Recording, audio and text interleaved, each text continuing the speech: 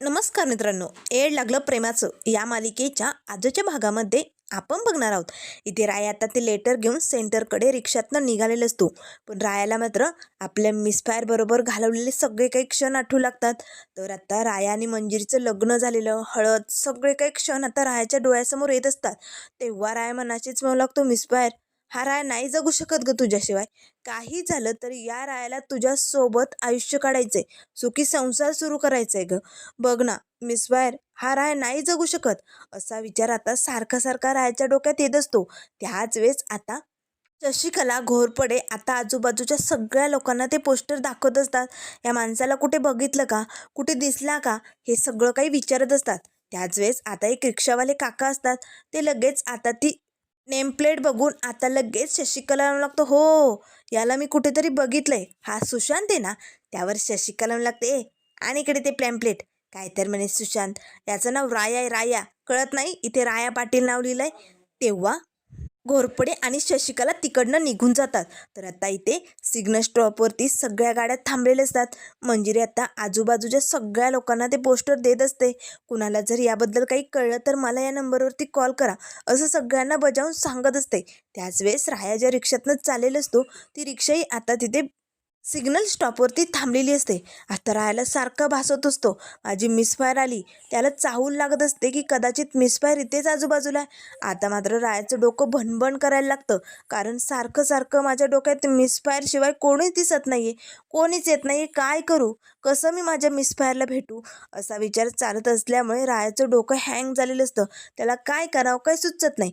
त्याच वेळेस आता राया दोनही हाताने असं आपलं डोकं दाबतो आणि आता तेच रिक्षाच्या शिट्याला असं डोकं टेकून डोळे बंद करून बसलेलं असतो. त्याच वेळेस आता मंजिरी मात्र रायाच्या रिक्षा शेजारीच आजूबाजूच्या लोकांना विचारत असते. पण आता ना रायाचं तिच्याकडे लक्ष जातं, ना मंजिरीचं रायाकडे लक्ष जातं. पण रायाचं मन त्याला सांगत असतं, त्याची मिसफायर इथेच कुठेतरी. आणि मंजिरीला असा भास होत असतो, माझा राया जवळपासच आहे का, तो इथेच कुठेतरी असेल का. मंजिरी सगळ्यांना ते पॅम्पलेट देत असते. त्याच वेळेस राया ज्या रिक्षात बसलेला असतो, त्या रिक्षावाल्या काकांनाही मंजिरीने पॅम्पलेट दिलेलं असतं. पण राया मात्र त्या शिटाला असं डोकं टेकून जणू झोपलेला आहे असे डोळे बंद करून मिसफायरचा विचार करत असतो. आता लगेच मंजिरी त्या काकांना म्हणू लागते, काका तुम्ही बघितलं का याला कुठे. त्यावर ते रिक्षावाले काका म्हणू लागतात, हो रोजच असं कोणी ना कोणी घर सोडून जातं, मग काय आम्ही यालाच शोधत बसायचं का, आम्ही नाही बघितलं. असे म्हणत आता लगेच ते काका ते पॅम्पलेट रिक्षेच्या वरती असं एका खिशात घालून ठेवतात. मंजिरी तिकडनं आता जरा बाजूला जाते. त्याच वेळेस राया डोळे उघडतो. मंजिरी रिक्षाच्या बाजूलाच आता त्या पॅम्पलेट्स वाटत असते. आता रायाला मात्र त्या रिक्षाच्या आरशात मिसफायर दिसू लागते. रायाला धक्का बसतो, माझी मिसफायर मला शोधत शोधत नाशिकमध्ये तर आली नाही ना. असे म्हणत आता राया पटकन रिक्षेतनं पाठीमागे वळून बघणार. तेच मंजिरी आता दुसऱ्या गाडीच्या आड बाजूला गेलेली असते, त्यामुळे रायाला ती दिसत नाही. रायाला वाटतं की मला भासच होत आहेत. रायाची रिक्षा तिकडनं निघून गेलेली असते. तर आता इथे शशिकला आता घोरपडे आणि मंजिरी बरोबर आता एका रूमवरती राहण्यासाठी आलेली असते. आता रूममध्ये येताच शशिकला मात्र रूमकडे बघू लागते. रूम जरा छोटीशी असते. तेव्हा शशिकला लागते, वा घोरपडे, आमच्यासाठी एखादा राजवाडा बघितल्यासारखी रूम बघितली. अरे पाऊल टाकतो कुठे नाही तर रूम संपून जाते, एवढी छोटी रूम. त्यावर लगेच आता घोरपडे म्हणू लागतो, शशिकला आपण राहायला शोधण्यासाठी आलो नाही इकडे, मग ॲडजस्टमेंट करावी लागेल. मोठी रूम नाही भेटली, जी भेटली ती बघितली, आता आपल्याला यात ॲडजस्टमेंट करावीच लागेल. त्यावर लगेच शशिकला लागते, बरं बरं ठीक आहे. त्याच वेळेस घोरपडे निघालेला असतो. तेव्हा शशिकला म्हणू लागते, कुठे चालला तू. त्यावर घोरपडे म्हणू लागतो, शशिकला इथल्या पोलीस स्टेशनमध्ये माझ्या खूप लोक ओळखीची, त्यामुळे रायाचा काही तपास लागतोय का हे बघण्यासाठी चाललोय, तुम्ही थांबा इकडेच. त्याच वेळेस शशिकला म्हणू लागते, एक नंबरचा भामटा माणूस या. घोरपडे मात्र शशिकलाकडे बघू लागतो. तर आता मंजिरी मात्र रायाचा विचार करत असते. मनाशीच म्हणू लागते, राया अरे कुठे आहे तू, मी नाशिकमध्ये तुला शोधत शोधत इथपर्यंत आले, पण तू मला सापडत का नाही आहे राया, कुठे आहेस तू, कसा आहेस, असा विचार आता मंजिरीचा चालू असतो. त्याच वेळेस जोरजोरात घंटानाद होऊ लागतो. आता मात्र तिथे आजूबाजूलाच प्रभू श्रीरामांचं मंदिर असतं. आता तिथे आरतीची वेळ झालेली असते.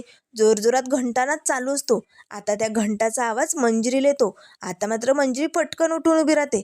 घंटानाद, मला असं का वाटतंय, हा घंटानाद मला त्याच्याकडे बोलावतोय. कदाचित राया मंदिरात तर नसेल ना. रायाला देवधर्माचं खूप वेळ होतं, देवाशिवाय त्याचं काहीच चालत नाही. कदाचित राया मंदिरात आला असेल का? मला तिकडे जाऊन बघावं लागेल. असं वाटतंय की हा घंटानाद मला बोलावून घेतोय. असे म्हणत आता मंजिरी पटकन निघालेली असताना शशिकला तिला थांबवते. मंजिरी, कुठे चालली तू?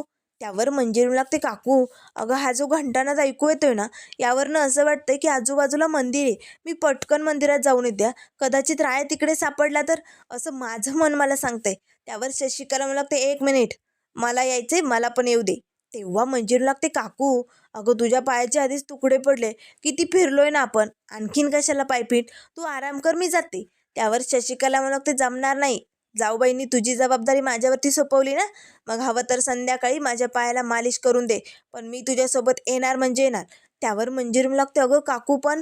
त्यावर काकू मला लागते, जमणार नाही. जाऊबाई, तुम्ही जिथे कुठे असाल ना, तिथून बघताय ना, तुमची लेक ऐकत नाहीये. आता ती माझी लेक झाली, म्हणून मी तिचं ऐकणार नाही. चल मंजिरी, मी पण येते. असे म्हणत दोघी आता मंदिरात निघालेले असतात.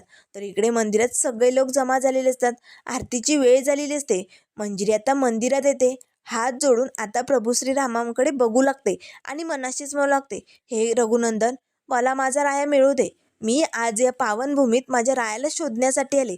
खरं तर प्रभू राम, तुझ्या सीतामाईला शोधण्यासाठी तू इकडनंच सुरुवात केली होती ना. याच जागेवरनं तुझ्या सीतामाईला घेऊन जाण्यात आलं होतं, पण माझ्या रायाला या जागेवरती आणलं गेलंय. त्यामुळे हे राम, मला तू शक्ती दे, माझ्या रायाला शोधण्याची शक्ती दे. आजवर तू प्रत्येकाची इच्छा पूर्ण करत आलाय आणि तुझ्या सीतामाईला शोधण्यासाठी तुला खूप काय काय करावं लागलं. तसं मीही माझ्या रायाला शोधण्यासाठी काहीही करू शकते. त्यामुळे हे रघुनंदन, माझी इच्छा पूर्ण करे. मला माझी आणि माझ्या रायाची भेट घडवून दे. हे बघ, तू प्रत्येक भक्ताची इच्छा पूर्ण करतो की नाही, मग आज या मंजिरीची इच्छा पूर्ण कर. हे बघ प्रभुराम, मला तुझी मदत, तुझ्या आशीर्वादाची गरज आहे रे. त्यामुळे प्लीज हे प्रभू रघुनंदन, माझी मदत कर. मला माझा राया भेटू दे. त्या क्षणाला आता इथे रायाची रिक्षा आता त्या मंदिराबाहेर येऊन थांबलेली असते. आता रायाची रिक्षा थांबल्याने तो लगेच ड्रायव्हरला म्हणू लागतो, इथे का थांबवली, कशाला थांबलोय आपण? त्यावर लगेच आता ते ड्रायव्हर काका म्हणू लागतात, अहो साहेब, तुम्ही या नाशिकमध्ये नवीन आहात का? अहो हे खूप प्रसिद्ध प्रभू रामांचं मंदिर आहे. प्रभू श्रीराम यांची पावनभूमी. अहो तुमच्या मनात जी काही इच्छा असेल ना, ती तुम्ही बोलून टाका आणि एकदा आशीर्वाद घ्याच. बघा, तुमच्या मनातली मनोकामना लगेच पूर्ण होईल. कारण प्रभू श्रीरामामध्ये तेवढी ताकद आहे आणि ते माणसाची इच्छा पूर्ण करतात. फक्त मनोभावी आपण त्यांचा आशीर्वाद घेतला पाहिजे. राया पटकन रिक्षेतनं उतरतो आणि आता लगेच त्या मंदिराकडे बघतच मनाशीच म्हणू लागतो, हे पांडुरंगा, आजवर तू मला खूप काय काय दिले. माझ्या आयुष्यात हवं ते सगळं मला मिळाले. कारण या अनाथ पोराला, एखाद्या गुंड म्हणून हिणवल्या जाणाऱ्या माणसाला एक कुटुंब काय असतं ते कळालं. आईवडिलांचं प्रेम मिळालं, बहीण भावंडांचं प्रेमही मिळालं आणि प्रेम म्हणजे काय असतं ना, हे माझ्या मिस फायरने शिकवलं. त्यामुळे मला आता फक्त माझं प्रेम हवं आहे, माझी मिस फायर हवी. मला तिच्याबरोबर सुखाने संसार करायचा आहे. तिच्याबरोबर माझं पुढचं सगळं आयुष्य मला आनंदाने काढायचं आहे. त्यामुळे माझं आणि माझ्या मिस फायरचं प्रेम एकत्र कर. मला तिला भेटायचं आहे. कधी एकदा तिला भेटतोय असं झालं आहे रे. त्यामुळे हे प्रभुराम, माझी एवढी इच्छा पूर्ण करशील ना? असे म्हणत रायाही आता मंदिरात निघालेला असतो. आता मंजिरी देवासमोर हात जोडून उभी असते. त्याच वेळेस तिचं मन आता पुन्हा तिला चाऊल द्यायला सुरुवात करतं. नक्कीच राया आलाय. राया आता मिसफायरच्या पाठीमागे येऊन उभा असतो. हात जोडून आता तो प्रभू रामांकडे बघत असतो. तेवढ्यात लगेच आता मंजिरी पटकन पाठीमागे वळून बघणार. तेच आता प्रभू रामांना प्रदक्षिणा घालण्यासाठी आता राया तिकडनं निघालेला असतो. आता राया मंदिराच्या बाजूने प्रदक्षिणा घालून पुन्हा समोर येतो आणि आता खाली डोकं ठेवून पाया पडू लागतो. त्याच वेळेस मंजिरी आजूबाजूला सगळीकडे डोकावून बघत असते. कदाचित राया इथेच कुठेतरी, पण तुम्हाला दिसत का नाही? हे प्रभू रामा, माझं मन मला सांगतंय, आता तूच काहीतरी कर, काहीतरी चमत्कार दाखव आणि मला माझा राया भेटू दे. त्याच वेळेस आता राया निघालेला असतो. मंजिरी पटकन पाठीमागे वळून बघते. आता राया तिला दिसलेला असतो. आता आपला राया दिसता क्षणी मंजिरी धावतच आता मंदिराच्या बाहेर निघालेली असते. तोपर्यंत राया रिक्षात बसतो आणि तिकडनं निघालेला असतो. आता मंजिरी जोरजोरात रायाला आवाज देऊ लागते. धावतच आता मंजिरी रिक्षाचा पाठलाग करणार. तेच आता समोरनं गाडी येते आणि जोरदार दिशी मंजिरीला धडक मारणार. तेच आता गाडीने ब्रेक दाबलेला असतो. मंजिरी धपकन खाली पडते. आता मात्र त्या गाडीत इंद्रायणी मॅडम असतात. आता मॅडम लगेच गाडीची काच खाली करतात आणि मंजिरीकडे बघू लागतात. मंजिरीला बघून त्यांना धक्का बसतो, कारण रायाला शोधत ही मंजिरी इकडे आली. त्याच वेळेस आता लगेच मंजिरी पटकन उठून उभी राहते आणि रायाला शोधण्यासाठी ती पुन्हा निघालेली असतानाच आता लगेच मॅडम पटकन गाडीचा दरवाजा उघडतात आणि मंजिरीला थांबवतात.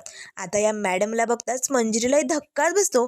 तेव्हा लगेच मंजिरी लागते, मला जाऊ द्या, मला माझ्या रायाला शोधायचे. त्यावर मॅडम लागतात, ए मंजिरी, कशाला आली तू इकडे मंजिरी? तुझा राया मेलाय हे तुला कळत नाहीये का? त्यावर लगेच मंजिरी लागते, नाही, माझा राया जिवंत आहे.